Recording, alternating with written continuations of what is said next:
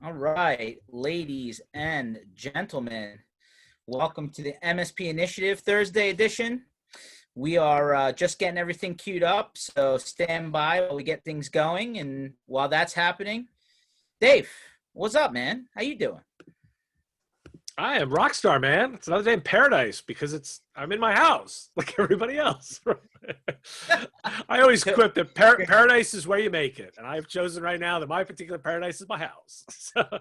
No, totally get it. Totally get it. I mean, where are you based out of actually geographically? So I'm just outside Washington D.C. So I'm in the Northern Virginia area. So we're still under state lockdown. Like sections of Virginia have opened up, but the Northern Virginia area is still under lockdown. So I'm part of that whole national capital region. Yeah, no, totally get it. I'm not too far away. I'm in Philly Metro, so pretty easy driving distance, I think, especially with no traffic on the road. Oh yeah, it's a nice easy 2 hour drive now. Exactly. I wish it was always that way. I know. Well, at least the weather's getting better, right? I mean, I'm expecting the weekend may have some nice have some sun, be able to be in my backyard or even get out for a drive. So, are you a runner, jogger, walker guy, or? So Walker, like Walker bike ride and do bike rides, Okay. has been and I live right by a trail. So like I can do like a nice 14-mile bike down to the lake, which is all part of the Fairfax County Park systems. And it's pretty awesome. It's a nice way of getting out. And that's my daily exercise, either out there walking or biking, or I also do some PlayStation VR for, for the rainy days. I was going to say, any social distancing parking lot parties recently?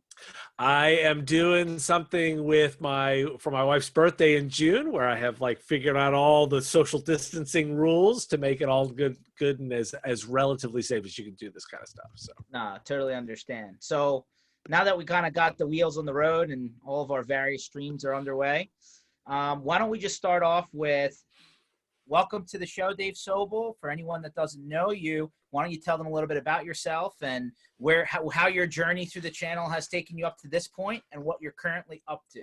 sure. So I'm Dave Sobel. I'm a technologist by background. So I actually I have a degree in computer science. I swear I'm an actual engineer type person. So I started my career that way. I was a programmer, was a QA tester, did a bunch of stuff. And in 2002, during a downtime, my programming web architect role was eliminated along with all of my developers on Valentine's Day of 2002. And so at that point, I had the opportunity to figure out what I was doing with myself next. And I said, I'm going to try and build my own business. And I said, you know what, I'm going to take on infrastructure because I had always done programming plus infrastructure as my specialty. And so I'm going to take out an infrastructure business.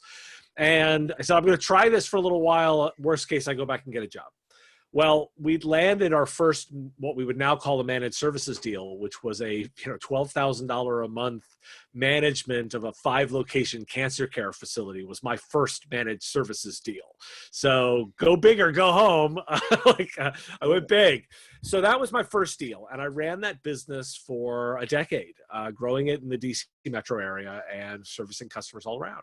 So I come from the solution provider background, and during that time was the guy that would volunteer for everything. So volunteered at CompTIA and was on the managed services community and helped found the mobility community. And I was an HTG peer groups guy, and then volunteered, and I was the guy who broke HTG into Europe. So volunteered to say, like, when we were growing HTG, I said, let's do it in Europe. And I grew HTG in Europe and founded the first UK group. Decided I wanted to write a book. I was the guy so I wrote a book. I wrote a book on virtualization, then became a Microsoft MVP, and was the guy that would always submit a paper or an idea to present at a conference. So I spoke at Worldwide Partner Conference, and we were nominated for a Partner of the Year, all of that kind of stuff. And then I had the opportunity to sell that business at the end of 2012, or going into 2012. And I said, you know what I want to do is I want to keep learning. I really love what we do as a technology space, helping customers, but I want to understand the ecosystem better. And rather than like go be a consultant, I'm going to go be a vendor. And so I went off and I was the head of community for Level Platforms. So if anybody been doing this a little while, remembers Level Platforms, that technology is now Barracuda's RMM technology. But I worked for Dan Wensley of now Warranty Master, and I was colleagues with Rob Ray, Rob ran the sales group, I ran the community group. It's a small world starts to play in the background. It totally is, and it was great fun, and we built, those guys had built something really amazing, and then we took it across the finish line and sold that business to AVG at the time, and it was time for the next adventure, and so I hopped over to GFI, and which was their GFI Max group, and with the same mission as I'm going to build up the community efforts there, launched their, took their conference series to the next level, took their education to the next level. We became Logic Now, and then we sold that business to SolarWinds. And for me, it was just all about learning. It's like, I want to keep trying this. And I'd never been at a company through the IPO process. I'd never done that. I'd always worked for smaller companies. So I wanted to learn. I said, I want to do that. So I went through the IPO and I stayed a year post IPO to learn, again, how that all worked. And it had reached its natural conclusion. It's like, okay, I learned what I wanted to do. And I said, what's my next adventure? And for me, the next adventure was to try and tackle some of the issues that service providers are underserved on from the media organizations. Like, I think we need to talk about ethics and big tech and what that means for service providers, or the coming regulation. Like, there's regulation in our space, and not just about like, how do we implement GDPR, but no, like, they're looking at how to regulate tech services companies. Like, we got to have a conversation about that, or we need to have conversations about what the moves of vendors mean and how that trickles down. And I looked at the media landscape and I said, there's a lot of stuff that helps vendors with their messaging, but there isn't somebody that's like the voice of the service provider. I want to step into that space, and I could complain about it or I could do something about it. So my current endeavor is I've launched a couple of podcasts. My flagship one is one called The Business of Tech. It is a daily 5-minute news and commentary podcast that focuses on 3 to 4 stories of the day and why you as a service provider should care. Meaning, is it going to impact my business? Is there an opportunity here? Is there something coming down the road? Is this a strategy understanding thing? Why do I care about these stories? I also do a weekly podcast with Ryan Morris and Carl Polachek called Killing It, where we take larger issues, yes, Killing It, where we take larger issues and we break them down. We do 3 topics, 3 hosts, 30 minutes is that format. So you can kind of think of like, if Business of Tech is like the sports center of the channel, like you can think of Killing It like Pardon the Interruption, right? Where it's a little bit more commentary. And then I do stuff like this, where it's the, like, you the small service provider, you the mid-sized service provider, you're not the one hiring Gartner or Forrester to be your analyst, but you need an analyst still. That's what I do. Is I'm available to be the analyst for the provider that needs that kind of stuff. You need a question answered. That's what I'm here for. And I do that as a community kind of driven piece. And so I love having these conversations and answering any question that comes up. Wow. I mean, listen, just the fact that you started in the trench, you sold your company, you went to the other side of the train tracks, you've been through that, trying to help other people through that, a whole transition from a software standpoint. I mean, it comes with a world of experience. And this is kind of why I wanted to bring you on today. Just talk shop a little bit, because, I think everybody's just trying to understand where things go from here as we continue through this whole, kind of 100-year like storm that rolled through for whatever reason. Yeah. Unavoidable or not. So I will, I've been kind of paying attention. And one of the ones that was really interesting that you did on your podcast recently was you interviewed, one of the top law enforcement people from the, district attorney's office or state attorney general's office, whatever it was. Secretary of State for Louisiana, a man by the name of Kyle Ardoin. So he's, and it's a really fascinating story, because we'd all tracked it from the perspective of the incidents and what happened and the ransomware. And there's been lots of coverage of that. Let's zoom out on this. For anyone that doesn't know, right before COVID really started becoming something, there was a lot of the, like, Texas was hit, 22 municipalities, Louisiana was hit. And all of a sudden there's this like epiphany, right? Because, we're all watching the news and all of the major platforms have some event at some point that pops up, it seems. And one of the, kind of state of Louisiana said, hey, listen, if you're misrepresenting yourself as a service provider, as an MSP, as a technology company, then we got a problem. And you're either going to fix it on your own or we're going to fix it for you. And this is where things got a little bit uncomfortable. Oh yeah, it's a totally interesting story. So like, and the backstory of that is we know all of those incidents, right? So let's focus on Louisiana for a second. A number of their municipalities totally hit. City of New Orleans declares a state of emergency to handle the shutdown of all of the city's services. It was really bad, right? And what happened was, of course, Secretary of State, one of the men involved in coordination of this, was the person helping to coordinate with the FBI on the responses. So became intimately familiar with the technical issue, but then he digs into it and he discovers, that many of these small municipalities, they are like small businesses. They're being served by these organizations called MSPs. and he digs into this and goes, well, what are they buying? What are the services that they're selling? What are they buying? And he learns our space. He understands what an MSP offers. He understands the kinds of what basic security is versus an advanced offering. He understands the difference between an MSP and an MSSP. Like, this is a guy who digs into it because he's managing the coordination, if I retranslate it, of a lot of little small companies, they're little small organizations being served by their MSP, providers, and he learns this whole space. And one of the things he discovers is like, look, these are people are being underserved. And there's no rhyme or reason to this. He goes, like, anybody can be an MSP. Anybody can sign up, right? Anybody can declare this. There's no vetting to this. There's no certifications. There's no single way of knowing what the services are. Their quality is all over the map. And he really starts understanding, like, I've got a problem here. He then goes forth and so he understands the problem and as part of his after actions says, I got to start figuring this all out. He goes to a meeting of fellow Secretary of States and says, we have to understand this space called managed services. we have got to dive into this. And he warns fellow secretaries of state. So all 50 states get warned, you've got to understand this space better.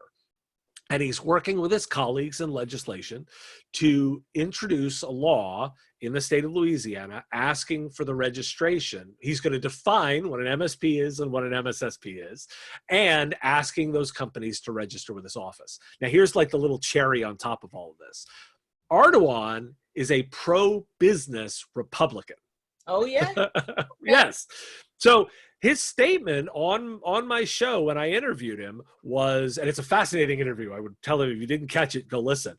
What he said is like, look, I'm a free market guy, but if the market doesn't regulate itself, we have to step in because this is an actual risk to city operations, to government, to stability of our society.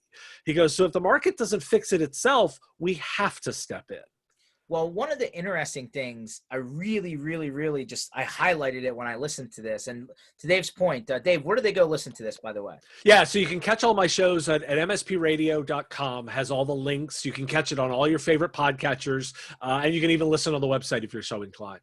So go back and listen to this one, because one of the things I took away from this, and I still have it on top of my mind, was he said, hey, listen, the reason we're even talking about this is because of the MSP being afraid to go back to their customer and say, hey, you really need this, you don't have it, and I need to charge you more. It's like the dichotomy of the fact that the MSPs aren't good at sales and marketing. Now all of a sudden you got somebody who's potentially going to say, well, because you didn't do that, I'm now going to maybe make it a law. That's scary, man. Right. It's seriously scary here. Like, this is seriously scary because, and we all talk about like, oh, we're not good at sales and marketing. And you hear all the time, right? Oh, I'm afraid my customer might leave me or they might not buy that. Well, now if you don't, you might be complicit in, not in failing to deliver security services properly. And again, I'm pointing to that there are lawmakers that are looking at this problem saying, we have to do something about this. Yeah, and this is all and what's interesting to me is I say, like, look, right now we actually can say a few things. I think trends that happened before the current situation are now accelerating. I don't believe that this has gone away. I don't believe that at all. And I'm now pointing to the bigger trends. I've covered a bunch of stories recently on Business of Tech about European lawmakers moving to accelerate their moves on big tech. That is just showing me, look, now that they're figuring out that they have to legislate in the current situation, they're moving on their other stuff, and they've got to move on these issues. I don't expect this to go away. Yeah, it's very ironic because over the last even 10 years, I'm just narrowing it down. It's way more than this. I mean, law's always drastically dragged behind the current technology state of play, right? I mean, right. There's still industries like insurance and medical, and they're still sending stuff by fax machine, Dave. Right, sure. so my point is, like, all of a sudden, to your point, the people in charge who are writing these laws, and I would argue sometimes writing more laws than we can even keep up with, are like, to your point, fast forwarding and saying we need to make changes now, like today, while it's happening. And man, I mean, like, we already don't have enough technology stuff to keep up with. The legal stuff could really clog the pipes. Yeah. Oh, totally. So my message has very much been look, you can let this happen to you, or you can get involved. and we both as an industry, but more importantly as service providers, need to be stepping up on this. We need to come together. We need to engage our trade organizations. We need to engage peer groups. We need to be pushing to get involved in this. I believe that there is a healthy space that we can occupy that's good for industry. Let me observe, it's really easy to shake your fist at regulation and government, right? Like, it's instinctually really easy. But I'm going to make an example that I think makes it easy for everybody to understand. If you let business just do anything, there are lots of examples that show that that's not actually the way society works. You know what? If I was a chemical company and I was producing chemicals and I had toxic waste, the actual best way to dispose of it, the cheapest way, is to dump it. Like, dump it in a river, dump it in a landfill, to just get rid of it, right? It's cheapest, fastest. But we as society have decided that clean water is important to us. that we like clean water. So we're going to say to the chemical producers, you know what? We're not going to let you just dump anything you want into a river, because that's bad. And so this is actually, at some level, if you think about it through that lens, just look, there are areas where we know this is bad. Like, no security, completely unmanaged security, that's bad. We can have healthy debates, smart debates as an industry, as people, as lawmakers, about where the lines are, like what we're willing to put up with. But for the same reason that we've kind of all agreed that in principle, clean water is good. In principle, some baseline security, some baseline regulation, probably worth us all coming together on understanding what that is. Let's not just be completely anti this. Let's look at it smartly. And as an industry, let's try and offer stuff. Because, by the way, I'll point again to this example. Here's a lawmaker who's saying, like, look, I want industry to join in. The reason he's one of his pieces of his law is he's asking people to register with his office. Now, this is not law that's passed. This is what he's talking about. His justification is, he goes, I don't even know what's out there. I don't even know who to talk to understand what the problem is, because I have no insight into this industry. So I'm asking people to register simply to get a landscape to start having these conversations. I'm a comic book guy, Dave. If it's like when the X-Men and the mutants had to register, bad things happened after that. So agreed. But the basic if you let it happen to you, if we extend the comic book analogy, right? Part of the argument is that they need to get involved, right? And they need to have a discussion about it. There were groups that simply didn't want to be involved at the table. And that's where the conflict starts. I think we need to get involved and we need to have that conversation, and we need to be pushing as an industry to do so. No, totally agree. To your water analogy, Dave, I just watched a movie, since we're all binge watching everything these days. Dark Waters, which is a story about DuPont and Teflon. Yeah. And how like almost 99% of all human beings on the planet have like this compound in their bloodstream that can't be broken down.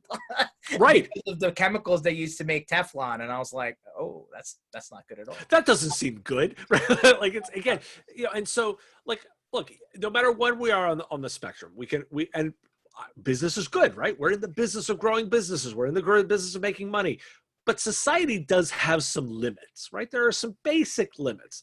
Things like we'd like to have roads. We'd like to have clean water. We want to have safe communities to grow. Like, there are areas we can agree on. Now, we may disagree on the way we get there, but that's a healthy debate. That's not a bad thing. That's a discussion working through the issues. What we have right now is just the Wild West. And if we don't do something about it, it will happen to us. 100%. Now I'm going to shift thoughts because sure. another one of your like weekly, kind of Sports Center, thought strategies was the whole vendor side of the equation during this time, right? Where the MSP is pinch, they're between the software company and the vendor and the end user, right? They're in that sandwich. Yep. And you kind of put like a very strong sentiment out towards, hey, listen, not everybody's doing what they probably should be doing during this time. So, why don't you kind of share with the crowd that maybe didn't see that, what your thoughts are on that? Yeah. So when I was coming out of this, when I think about this, I worry about solution providers, right? Like, they're my people, right? Like, I am one, I grew up that way, I think that way. And my goal through all of this is to try and help as many solution providers as possible survive, right? I think a healthy ecosystem of companies that help small businesses is something we desperately need. So I look at it through that lens. The piece that I'm really looking at is that one of the things that actually I love about our space is there's so many people with really big hearts, right? A lot, when I talk to solution providers all the time, MSPs, technology services, whatever you call yourself, who love their customers and want to do the right thing with their customers. These are the people that work till the middle of the night. We saw it in the transition from work from home. I mean, 200% increases in ticket loads, and people were just slaving away to make the transition, right? And that's so admirable. But what I then look at that and say is, like, look, I want to make sure that they're all in a position to do well over time. The data tells me that most small businesses don't have enough cash on hand to go more than, say, 30 to 90 days, in terms of operation. Like, that's the reality of that.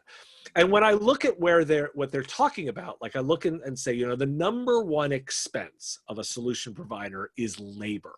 Like, leaps and bounds, labor is the bit.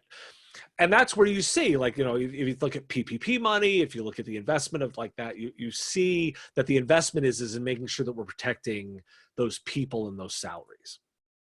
The bit that was starting to really bother me was I'm seeing education coming out in the channel talking about ways to help your customers.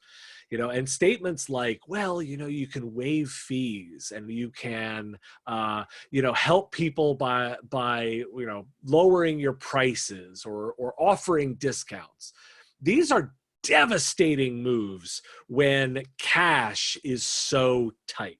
Like, they are just absolutely harmful. When your number one expense is labor, if you're discounting your labor and offering the same thing, you still have to pay the people. And when I dug into it, I'm finding examples when I'd ask that same vendor who's saying, well, you should go discount your services. And I asked the vendor, hey, vendor, are you offering discounts on your product? And the answer is no.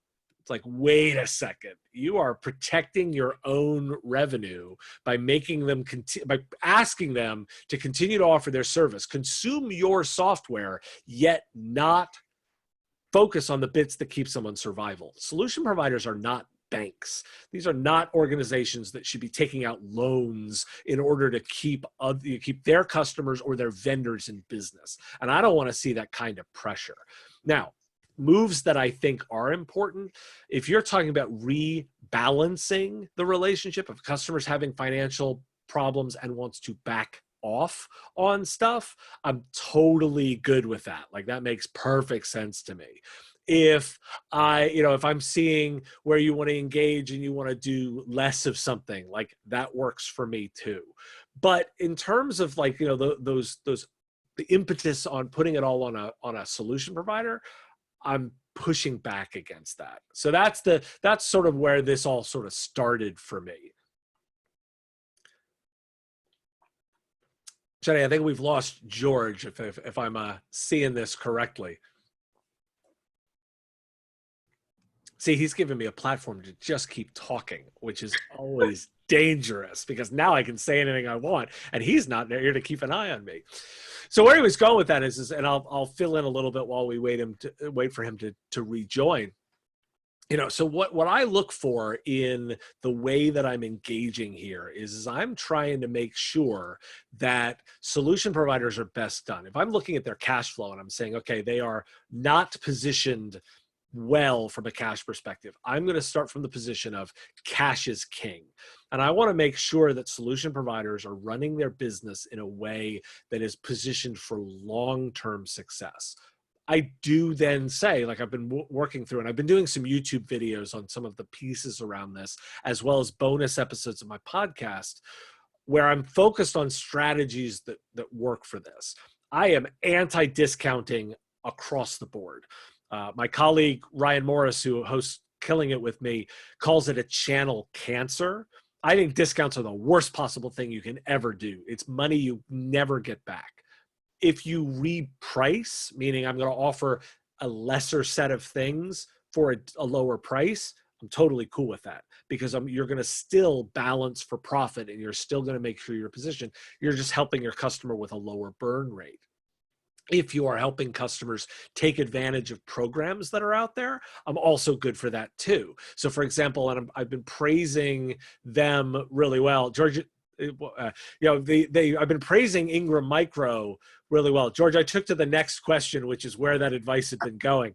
Yeah. So one of the things I've been saying is, like, I've been really praising organizations like Ingram Micro and the distributors, because I think they're doing a really great job about making money and credit available, because that's the value they add. And by the way, I freely admit, I have been eating crow over my own statements. I've been dismissive.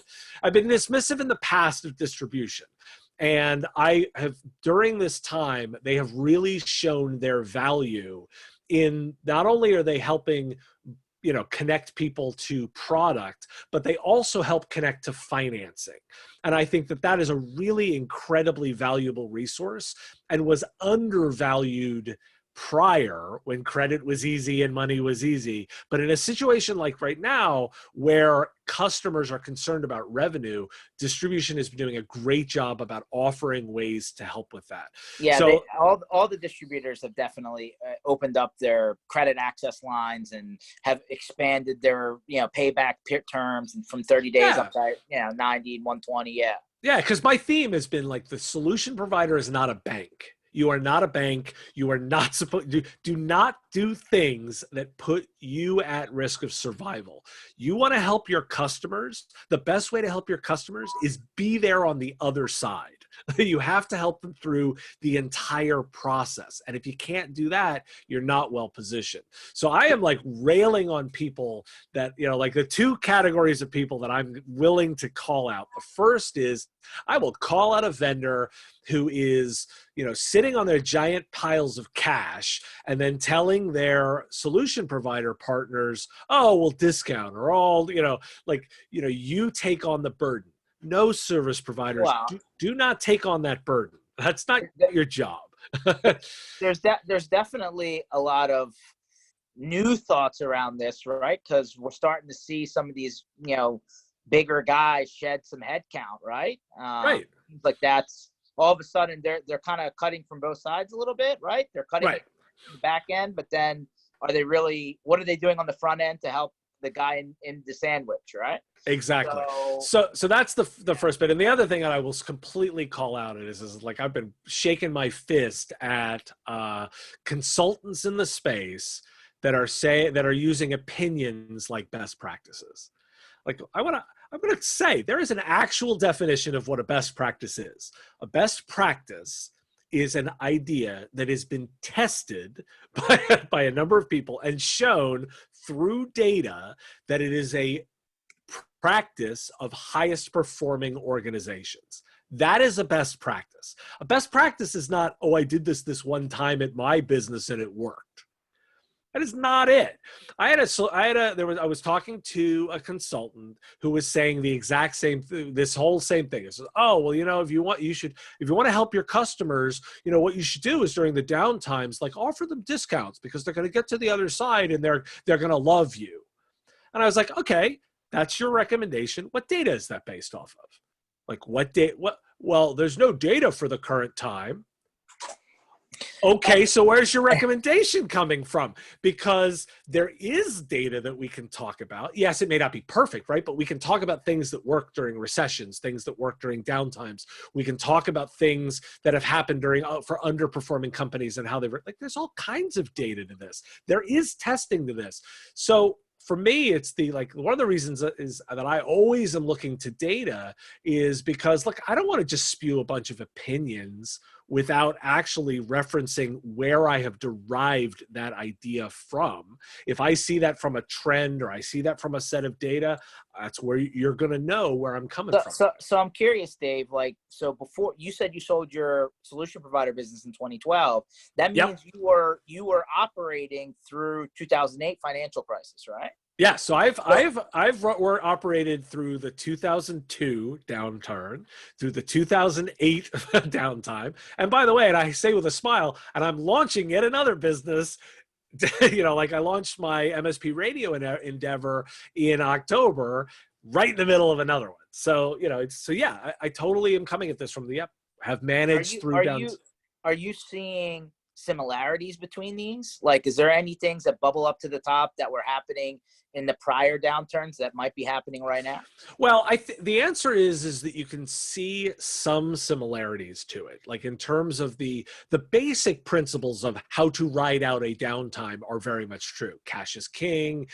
Ensure that you're understanding your burn rate. Watch where you're spending money. If you're able to spend money and invest in things like sales and marketing and improvement, there is opportunity to be found. Like those basic principles are there. The biggest difference between the 2008 downtime and what's happening right now is the core underlying difference in the economic reason. 2008 was a problem in the banking system, meaning cash was difficult to get. Credit was difficult to get. There was a crash in the availability of credit, and cash impacted that. That's not what's happening right now. Right now, this is you have to say it is an artificial slowdown of the economy. I will go on record as saying I'm fully supportive of this because I believe in protecting people, not jobs. I believe in protecting people. And I run my businesses ideas that way. If I invest in people, if I run through people, the jobs portion works itself out. So if I protect people, not jobs, I can actually know that I can survive this kind of time. Credit's available. Cash is available. The banks are operating. In fact, it's some of the lowest interest rates we've ever seen. Sure. If you are financially solvent and careful, you can navigate this. It is about proper cash management. And if you need to have credit terms, if you need to get infusions of cash, understanding the calculated risk, that money's available versus 2008, 2009, when it wasn't, right? And so a lot of businesses ran out of cash and weren't able to do anything about it, weren't able to figure out, weren't able to refinance, loans came all due. that isn't the situation that we're seeing right now. But the other thing about it is that, I also say the new factor, the bit that I like to focus on is that I've never had to manage a situation where public health perception was an influence on spending. And I mean, you've never had to think about the fact that, well, will people do that? Will they feel comfortable re-engaging? And do you think that's, I mean, like, we're in May 21st. I would say largely between now and the end of the year, probably not going to have a vaccine, realistically. Okay. Absolutely. So is that the single largest problem that solution providers should, start to try and figure, around, or are there other challenges, that are as important or even higher in the importance level?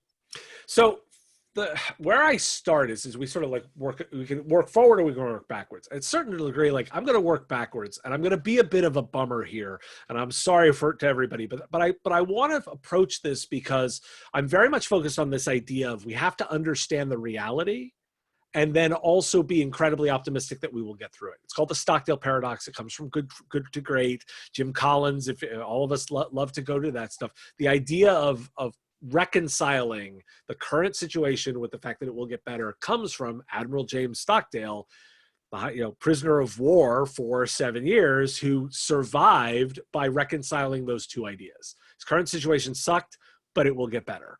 Now, the current situation I believe, is difficult for a period of time. The record for the creation of a vaccine, the fastest one has previously been created, was 4 years. Wow, 4 years. Now, let's take a quick moment and observe the differences, right? Because I'm not trying to be like saying like, I don't expect necessarily this is going to take 4 years, but the previous record to go from we're working on it to having it ready for human and widespread use is 4 years. We know that they are throwing way more resources at this than ever before. The scientific community is working on this at a rate unprecedented, right? I'm lucky I even have a friend at NIH who I get some comfort from talking to, who tells me, like, when he makes comments like, well, I got an email back from Dr. Fauci. It's like, okay, wait a second. You're really smart, and I feel better that you're working on this problem. So we know that there's way more resources at this thrown at than ever before. We also know that they are accelerating the process intentionally. We know that there's a whole bunch of investment. So I'm not sitting here going like, oh, it's going to take 4 years. What I'm saying is anybody who's looking at this saying a vaccine is coming in 6 months, like that, those just aren't realistic, right? We need to, because we also know we don't have the production capability. Even if I waved the wand right now and you had a vaccine, there aren't enough facilities to produce it in the quantities we need. We haven't built those yet. So let's agree for a moment. It's just going to take a little while. If I am pessimistic on that data points, I can take a conservative plan and project out. Like if I just know like it's going to take a while. So thus, in a business perspective, I am looking to make sure, how do I operate in a situation where there is that level of uncertainty? There will always be, if we look at like consumer confidence as a metric, right? Consumers are just going to be uneasy about a lot of things. Yeah, for sure. Right?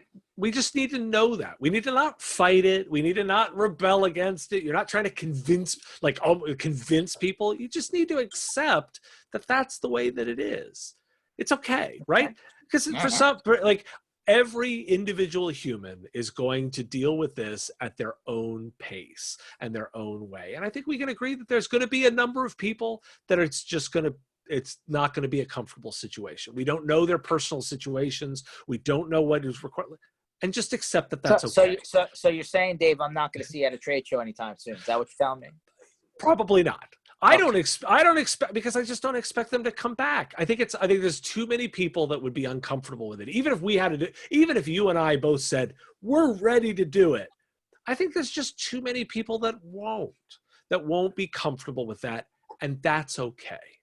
Now, what that means then is we just need to figure out ways of moving that and moving in that environment, and thus I think there's plenty of opportunity and pivot and do things in interesting ways and find new solutions. I was talking with a solution provider just an hour ago who said, I'm servicing interior designers, right? Right. Okay. And you would go, well, there's an area where it might be difficult. But you know what? Actually, interior designers may be a great opportunity. You know why? Because people are stuck at home.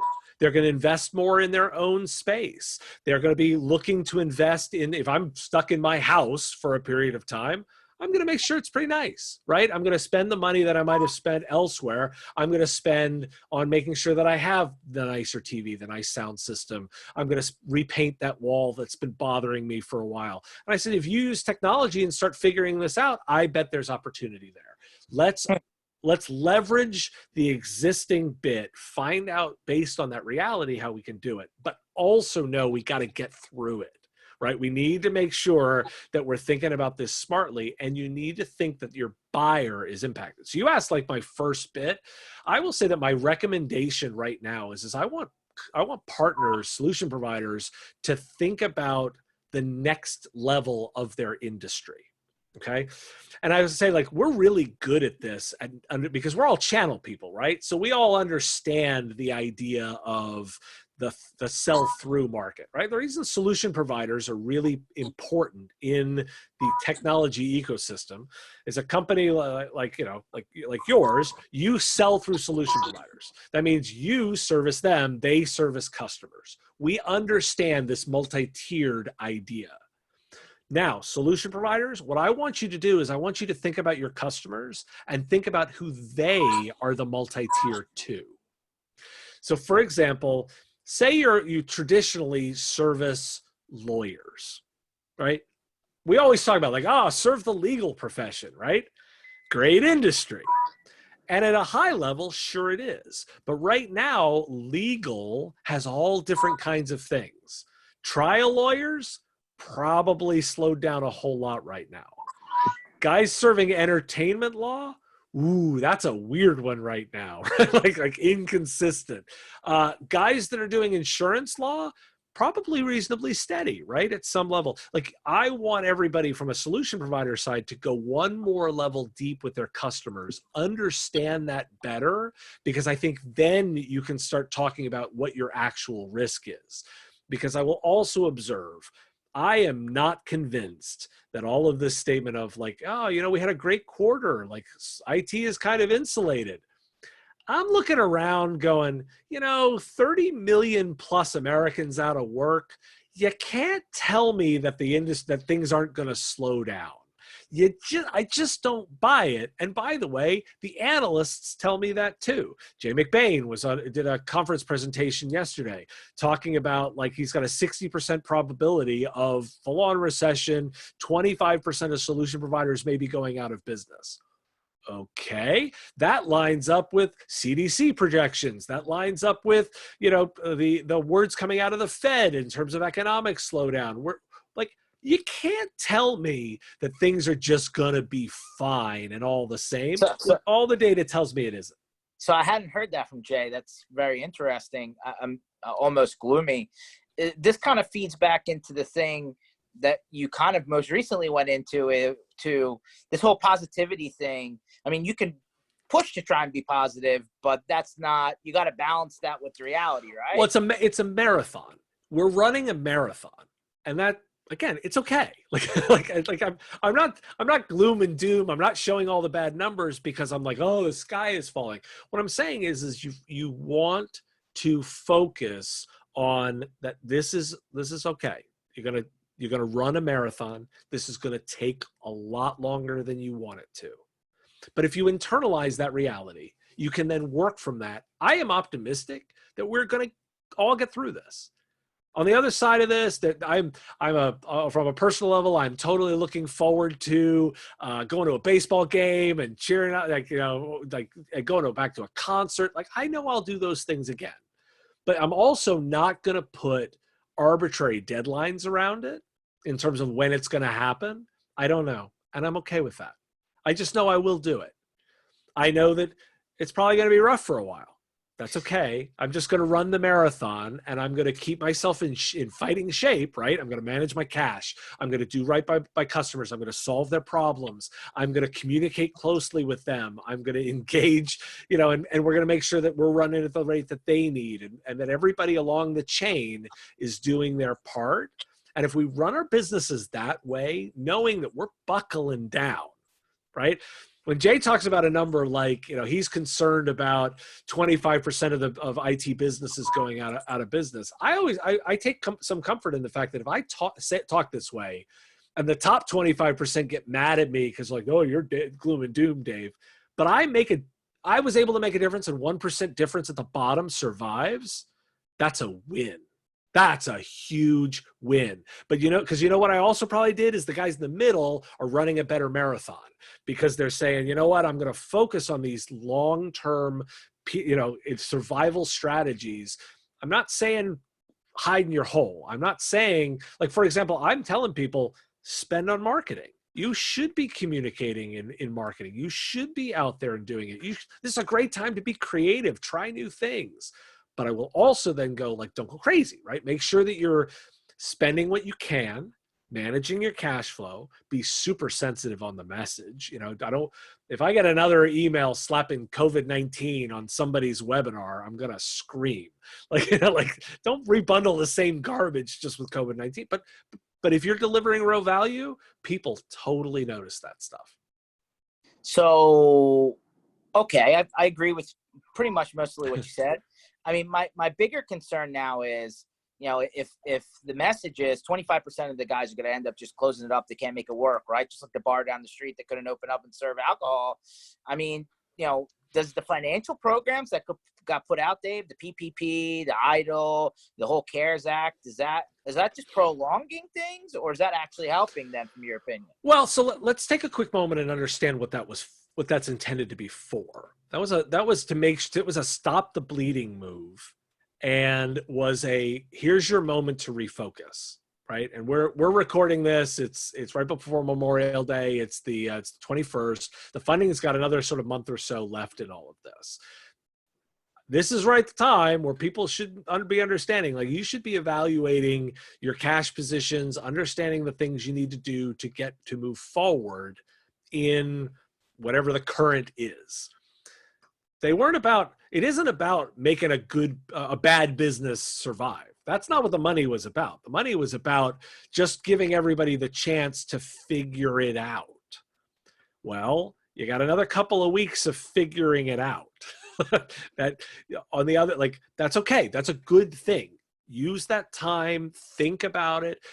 You know, like might have to cut, right? You may have to do that. The goal is surviving. You can help your customers better by being there the whole time. The way you do that is keep your own shop running smart. You know, and so for me, though, I look at those investments not from the perspective of like, it's not about saving a failing business. What it is about making sure that you have the time to pivot, cut your expenses that aren't necessary, be lean and mean, focus on the stuff that's important.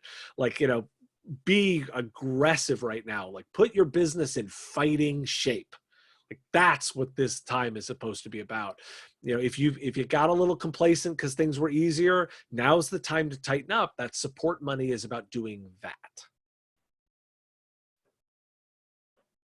Okay, so, you know, with the rest of our time, I want to try and figure out, you know, we've talked about what to do and how to help people, and like kind of the main general ideas of, you know, how to operate between now and whenever.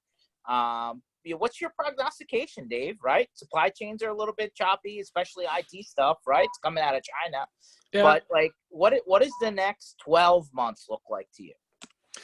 So I put that realistic lens on because what I always say, my statement starts from the position of is I would love to be wrong, and I would love for things to be better than I project them to be.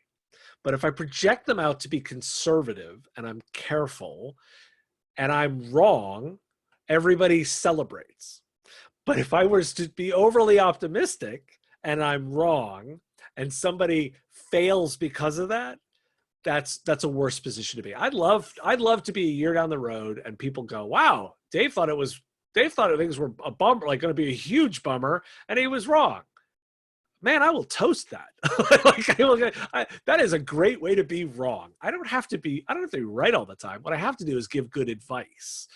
So what I look and say is like, look, I'm expecting, and I'll point to, I'm expecting a down revenue year dramatically. I'm expecting 2020 to be a little rough. And I'll point to, if you haven't leveraged this amazing resource, Service Leadership has put out their Rapid Recovery Planning Guide, which is a 57-page document that they have just published and made available. There's a 20-minute video that gives you the overview by Paul Dipple himself, walking through all of their information. They've got a free guide for solution providers to help understand cash flow, management of their business, what they should be projecting out. Fantastic resource. Go grab it.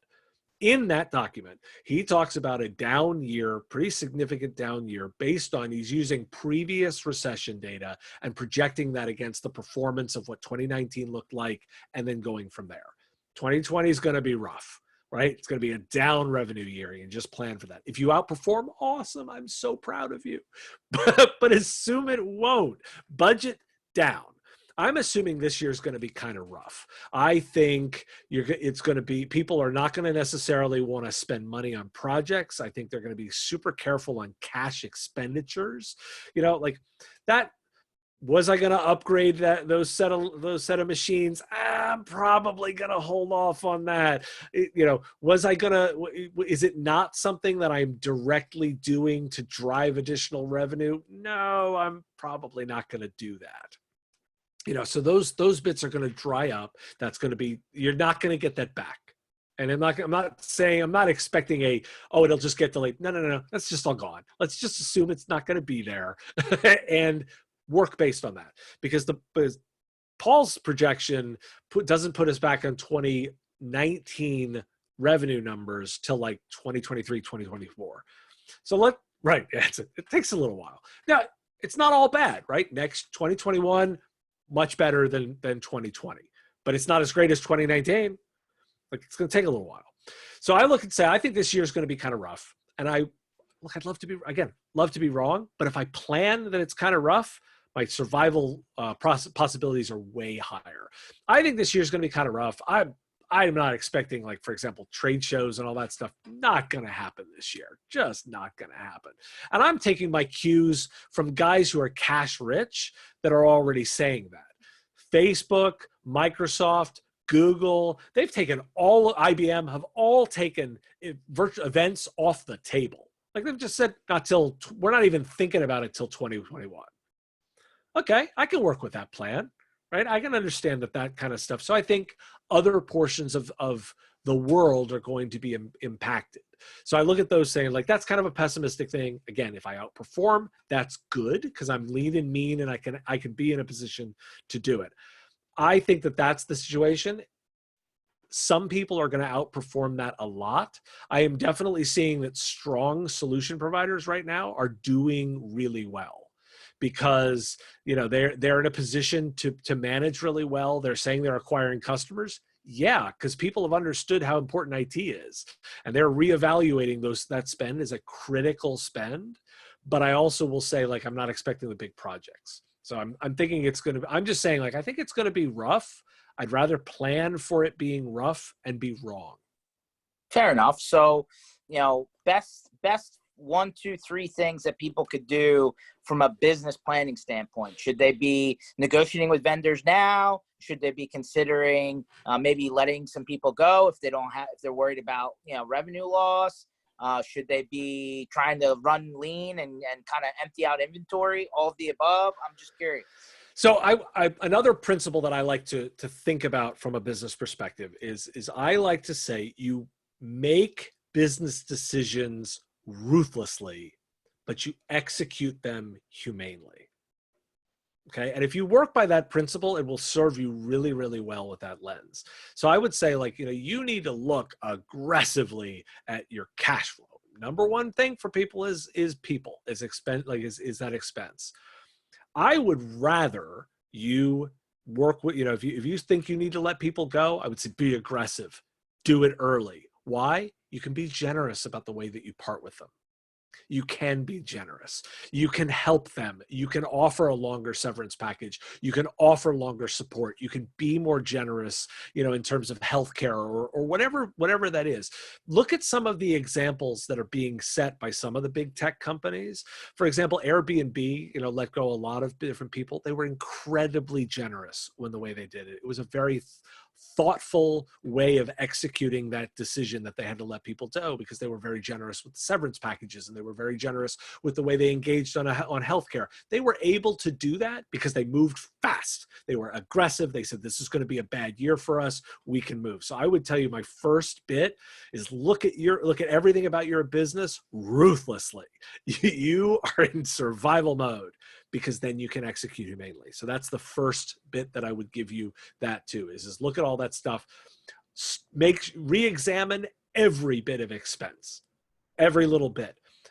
If you should be looking at renegotiating on anything you possibly can.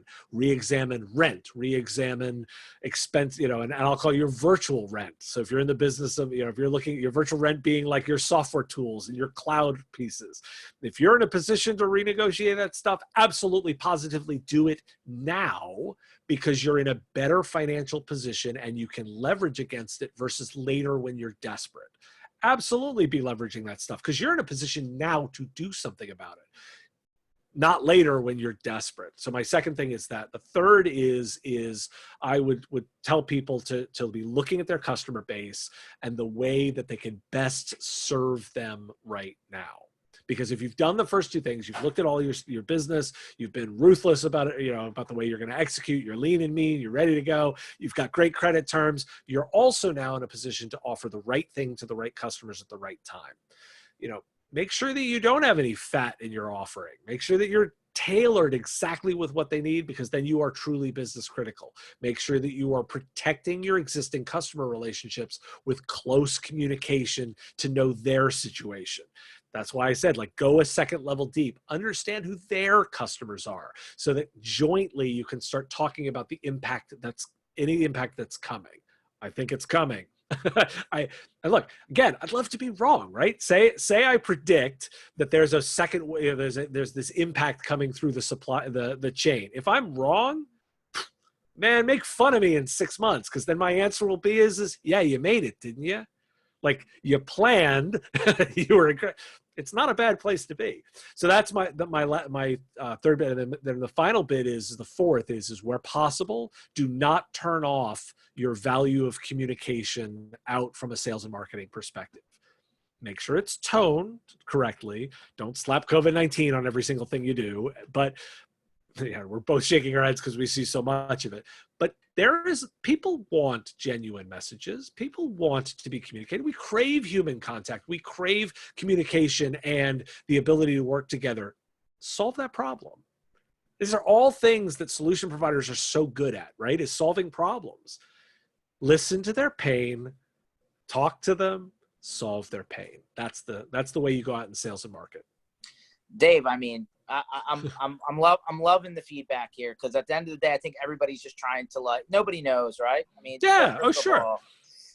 And I think I think a lot of politics get into the middle of this, unfortunately, and then everybody's trying to weave their way through this, and it's good that the communities really come together, though. That's the one thing out of this I really appreciate, right? That people are coming together and they're sharing ideas, what's working, what's not, and you're not on an island by yourself, right? Oh, totally. Yeah, and the community is coming together. The one thing, I do shake my fist like the old man at the cloud at anybody who's what I call that optimism porn, right? I don't want people just saying oh, there's so much opportunity, everything is great. Come on, people. Let's be realistic about the situation. I am completely 100% with you that we are, people working together. That's where everybody wins. And if we collaborate, if we work together, if we push through what is a difficult situation and work on it and solve problems, we will totally be successful on the other side. know that the reason I push back against that kind of blind optimism is, again, I'm going back to the Stockdale paradox. When you asked Admiral Stockdale, who are the people that didn't survive? He goes, it was the blind optimists. The ones who kept saying, well, things will get better at Christmas. Things will get better at Easter. They'd set arbitrary deadlines. They'd get all their excitement and enthusiasm there. And then they would die of a broken heart because because when it didn't happen, they wouldn't make it. And so it's we're in this, we are totally in this together. We're going to work on this together. Just know you're running a marathon. Don't get hung up on a arbitrary deadline to it. It will get better. Don't hang up on when, just work your plan. Work your plan and you'll get through it. Great advice, Dave. I appreciate you coming on today, and thanks everyone for taking an hour out of your day and watching this. Remember, MSP Initiative runs twice a week, and we'll continue to do so until we're hopefully out of the woods here, and just trying to bring people to the table that, help broaden your thought about what's actually happening and what to do and how to run your businesses moving forward. So we appreciate everybody from coming on. Dave, one more time, where do we find you online? I'm easy to find. All the links to my stuff, it is at mspradio.com. Really encourage people to subscribe to the podcast 5 minutes a day. Free on your podcatcher, and you're going to get insights and analysis every single day on what's going on and what you need to know. Sports Center. I love it. Exactly. That's what you need to know. Stay safe, Dave. Talk soon. Thanks a lot for having me. All right. Have a good one.